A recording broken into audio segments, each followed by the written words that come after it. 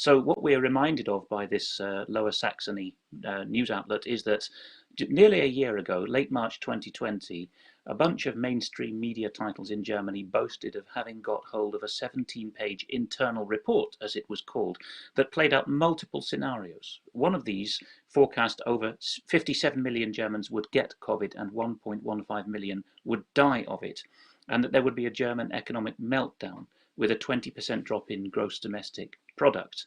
And in fact, we did cover that paper at the time of its disclosure on the German Interior Ministry website at the end of April, a month afterwards. Now we have more detail on the hoo-ha that was going on in the background. So another summary of it by the well-respected Frankfurter Rundschau brings it more to the political level. The headline and one of the subheaders I've put on screen is "Serious accusation levelled at the Interior Minister." This is at federal German level. There are also 16 state interior ministers. This is the federal Interior Minister Horst Seehofer. The accusation is political capture of scientists in secret document. And in the subhead, accusation of capturing scientists for political purposes. Let's zoom in a bit and see what's going on here. Here's the scoop by the Sunday title Welt am Sonntag. Welt generally is somewhere between the Times and the Telegraph, a kind of centre-right, somewhat faux opposition or faux anti-socialist publication, shall we say, that throws up its hands in horror at various things, including, and you'll see this in the English-speaking world, there's a bit more squeaking from the centre-right about overreach in COVID lockdown than from the centre-left, but it's all a sham in the end.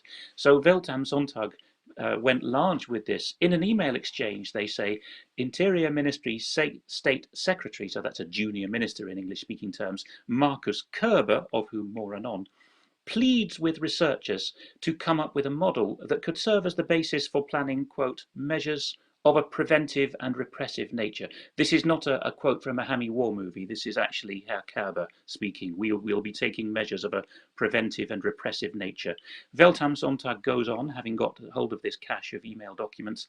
Within just 4 days of the email, the scientists, that's those who were addressed by Mr. Seehofer's top man, were working in close coordination with the Interior Ministry to produce a paper that was marked secret, which nevertheless in the next few days leaked out to various media.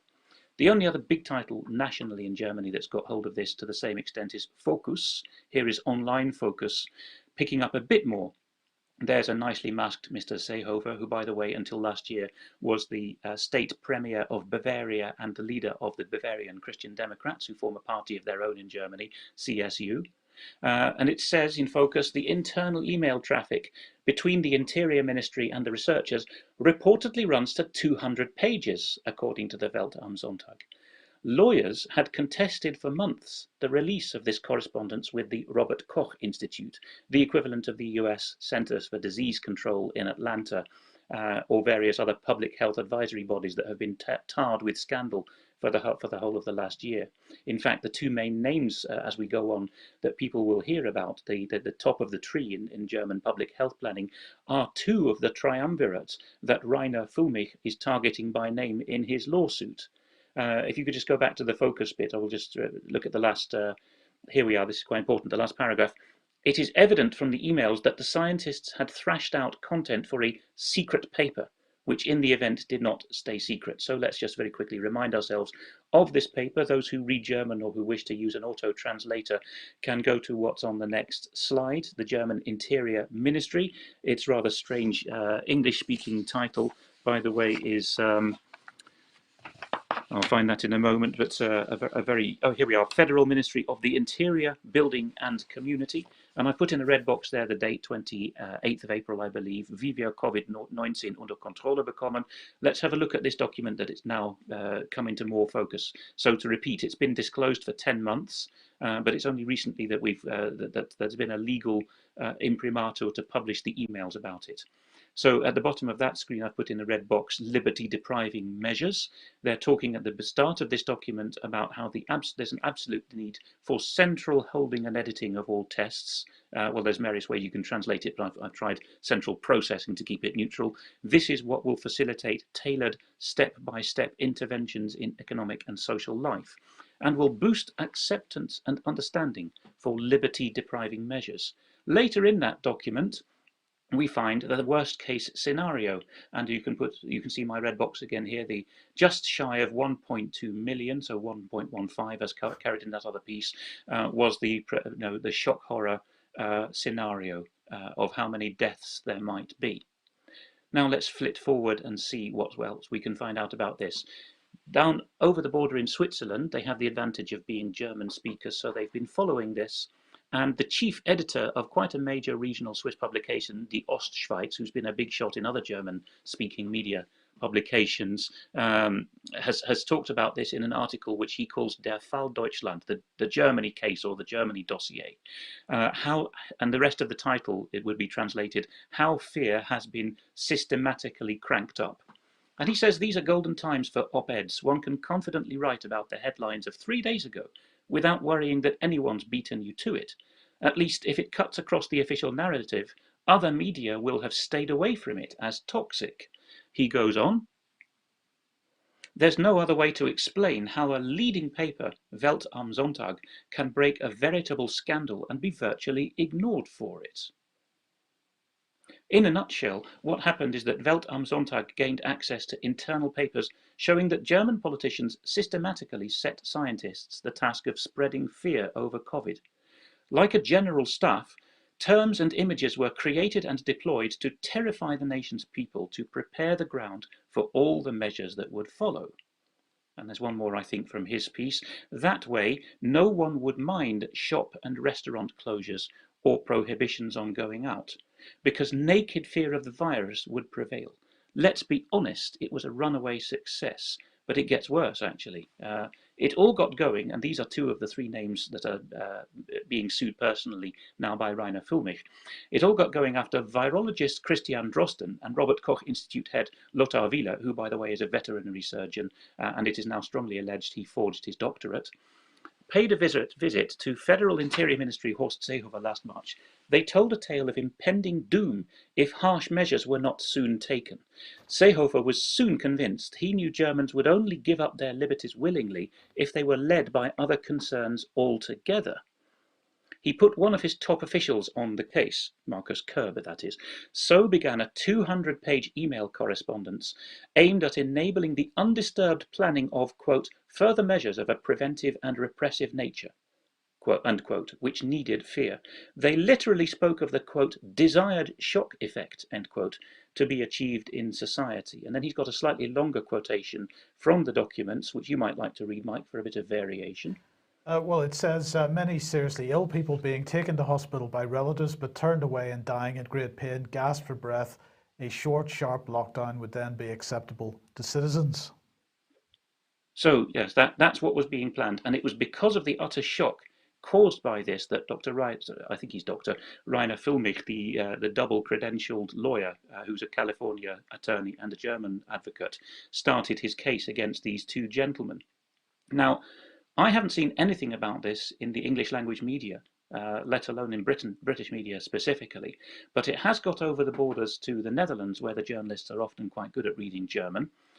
So here, if people look at this, I think it's somewhat auto-translated, but it's manageable. It's a verbatim auto-translation, I think, of the Dutch NOS, the Dutch Public Broadcasters report on it. So if people go to Netherlands News Live and look for the headline, German ministry hired scientists to induce corona fear, they will see that. And this bit we won't read verbatim, but the key thing there is they were working at a 0.5% death rate and a 1.2% death rate in their scenario planning.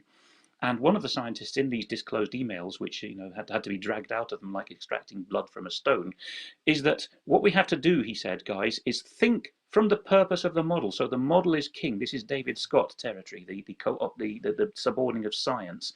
And for the purposes of the model, he said it would be better to be on the bad side than on the good side with our forecasts. And then the Dutch write-up continues that inaccountably, both of these mortality rates, although that one is over twice the other, were included in the ministry's final strategy document. For the worst case scenario, they used the percentage suggested by an economic body, our first hint of business involvement here. If the government did not act, 70%, we've been talking about 0.5% and 1% deaths, but 70% could become infected, that magic modal verb, and the death toll could run into the millions, as Seehofer warned it several times at the time. So the original for that is the next slide if people want to look it it up. Oh no, one more in between. The emails, continues the Dutch write-up, were meant to be kept secret. They were released after months of proceedings from a Berlin group of lawyers who sent them to Die Welt. It is clear that Lothar Wieler, the boss of the Robert Koch Institute, was involved in the email exchange, but the Institute has declined comment. It was an internal document. So the original of that is the next slide, so people can just look at that if they wish. State Secretary Markus Kerber has already replied, so he's got his right of reply in. The man who actually said, "Can we have some shock and awe, please? Some repressive measure justification?" And his response is the emails should not be viewed as an all-encompassing theoretical treatise. He says rather we were faced with the task of preventing a worst-case scenario. And then there's been some comeback on that with the German opposition. The opposition is demanding clarification because this is ultimately something that where the buck stops with the Interior Minister himself, Horst Seehofer. So the chairman, ironically enough, of the party which is the successor to the East German regime party, Die Linke Party, which has been quite anti-lockdown, says it can't be acceptable that politicians can dial up an opinion on demand from scientists. And there's also the Liberal Party, the FDP, on the next slide, which is saying the same thing. So the Liberal Party wants an explanation today in the Bundestag. One of their members of parliament, Konstantin Kühne, has said science and politics, well, quite normally they will exchange ideas, but we can't have tailor-made results being presented. The original of that piece then is that NOS slide which I mentioned. But just that's enough slides for this, but let's focus now on Dr. Markus Kerber himself. I've only got one mugshot to avoid doing overkill on him, but that's what the guy looks like. He has, grown and shaved his beard over the years and worn and not worn glasses for photographs.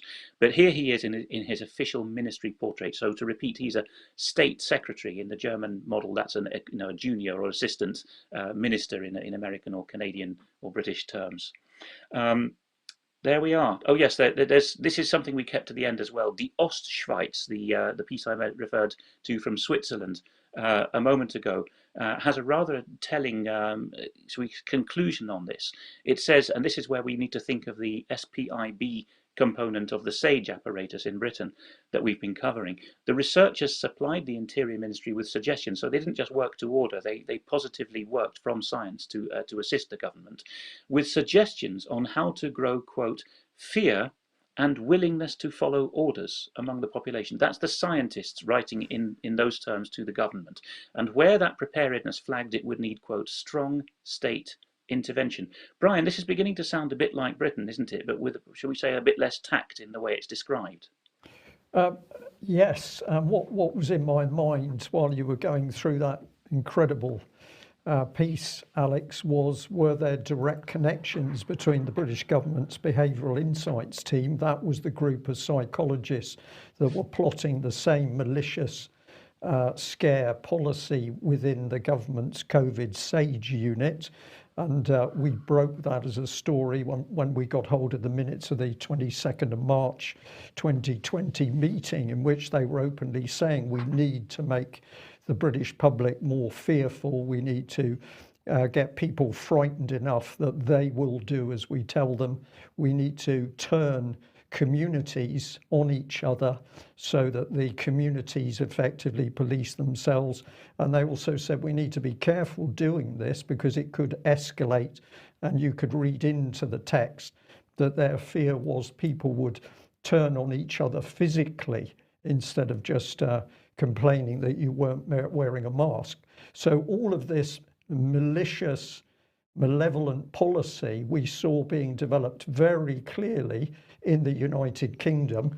And of course, we followed the trail through the Franco-British Council to the quasi-secret meetings where they were bringing French behavioural science experts into rooms to discuss with British experts how this policy was going to be used jointly in UK and France. And the man that we should remember is Oliver Willier, who was the man from Sarkozy's private office, who was the French neuro expert. So the trail for this, I'm going to call it malicious, I'm going to call it malevolent, it's truly evil policy, was coming very much from the heart of the British Westminster government and the Behavioural Insights team.